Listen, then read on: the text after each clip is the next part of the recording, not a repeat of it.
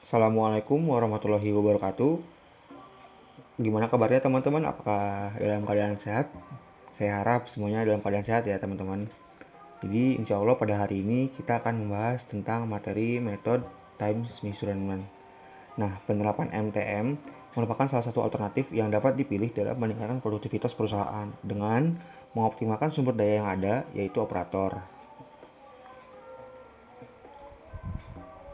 Dari gambar tersebut dapat dilihat industri yang telah ditingkatkan dengan teknologi dibentuk konveyor. Dari permasalahannya tersebut, kami menganalisa apakah benar-benar ada perbaikan atau tidak, sehingga nantinya bisa diketahui layak atau tidaknya berinvestasi di konveyor. Disinilah kita dapat menemukan contoh esensi MTM. Dengan menghitung standar waktu dan penghematan waktu yang baik yang tersedia, kita dapat mengetahui bahwa kondisi kerja yang ada lebih baik, kurang baik, atau baik tetapi kurang optimal. Jadi, selanjutnya kami dapat memberikan rekomendasi untuk kontrol teknik atau kontrol administratif untuk mengoptimalkan waktu standar. Next, selanjutnya ada tujuan tutorial. Yang pertama, praktikan mengetahui tentang konsep metode time measurement dalam aplikasi pengukuran waktu kerja tidak langsung. Selanjutnya, praktikan dapat mengidentifikasi elemen-elemen gunakan dasar. Selanjutnya, praktikan dapat menghitung waktu baku dan penghematan waktu. Yang terakhir, praktikan dapat menganalisis hasil nilai TMU dan merekomendasikan pengoptimalan gerakan dasar pada proses perakitan.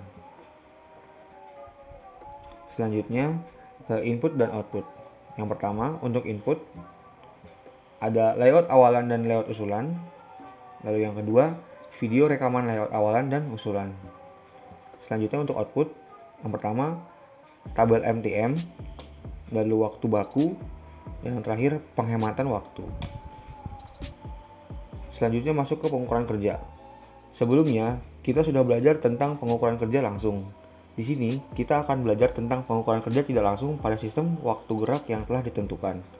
Pengukuran tidak langsung adalah pengukuran waktu kerja yang dilakukan secara mencari variabel lain terlebih dahulu, kemudian menghitung secara matematis untuk memperoleh hasil pengukuran.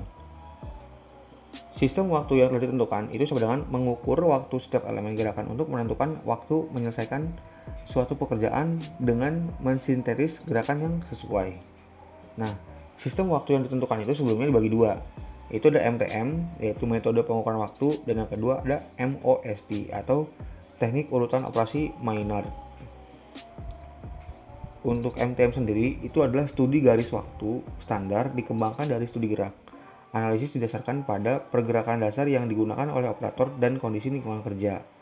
Dan untuk MOST itu merupakan perkembangan studi tentang penentuan waktu standar tetapi lebih menitik beratkan pada pergerakan benda.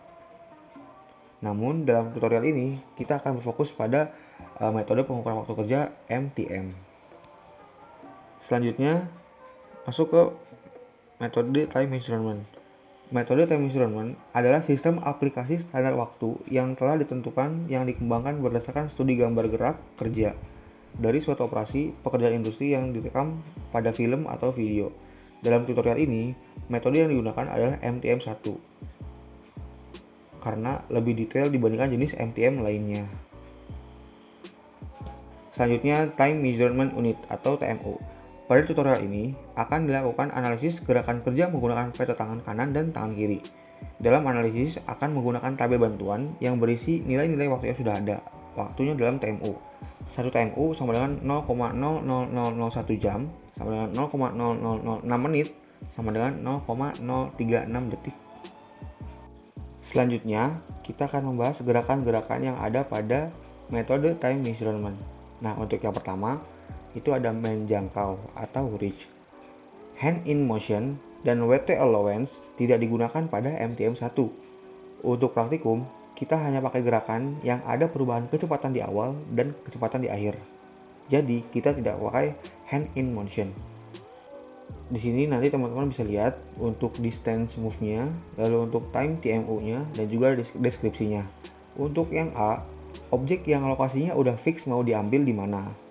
Lalu untuk yang B, lokasi berubah tapi operator bisa mengira-ngira jarak karena sudah terbiasa.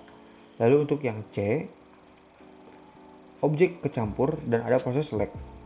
Lalu yang D, menjangkau objek yang kecil dan perlu alat bantu seperti pinset agar mempermudah reach. Dan yang terakhir ada E, objek bergerak sehingga memiliki jarak yang tidak pasti dan operator tidak terbiasa. Dan terakhir itu ada additional. Additional itu merupakan penambahan ukuran kalau misalkan jaraknya itu lebih dari 30 inci. Selanjutnya kita ke gerakan selanjutnya yaitu memegang atau grabs. Nah, di sini ada type of grabs, lalu ada case, lalu ada time TMU-nya dan juga ada deskripsinya. Nah, untuk yang 1A itu mudah dipegang. Lalu untuk yang 1B, objek kecil dan susah diambil, harus pakai alat. 1C itu berbentuk silinder. Lalu 2 itu regrabs.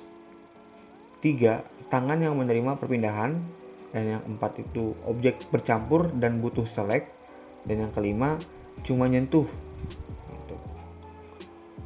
Selanjutnya kita masuk ke pergerakan yang lain, yaitu ada membawa atau move. Untuk move, kita bisa lihat di case and deskripsinya. Untuk yang A, memindahkan objek ke tangan atau ke tempat yang pasti, dan itu tetap. Lalu untuk yang B, memindahkan objek dengan jarak yang nggak pasti, contohnya pada konveyor yang sedang berjalan. Lalu untuk yang C, itu memindahkan objek dengan jarak yang pasti. Selanjutnya yaitu memutar atau turn. Dapat dilihat pada kolom weight itu ada klasifikasi bebannya, ada small, medium, large.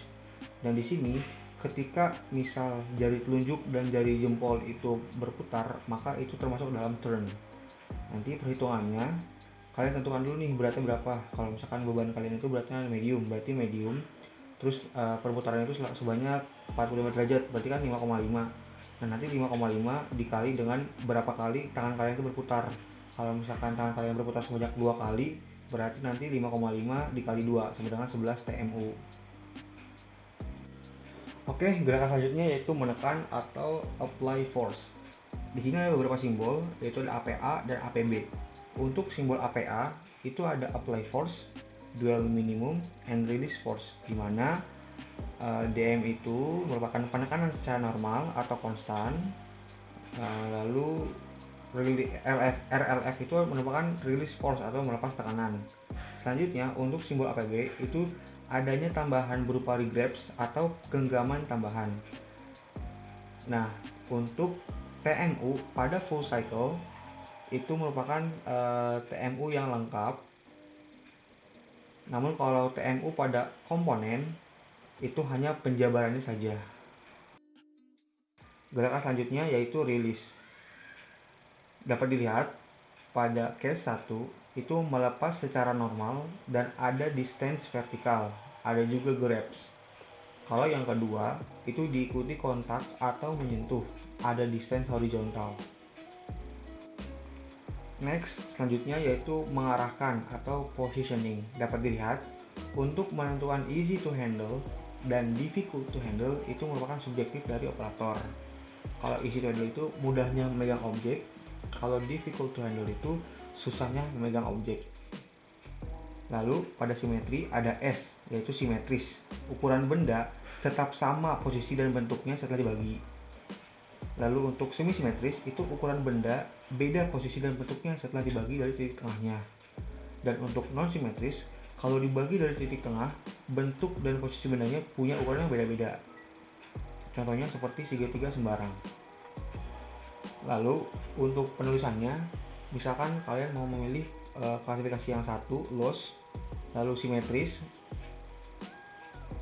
lalu isi, berarti nanti nulisnya teman-teman P 1 S E, itu berarti position, satunya itu loose, S nya itu simetris, dan E nya itu isi, berarti dapat nilainya itu 5,6 seperti itu ya teman-teman.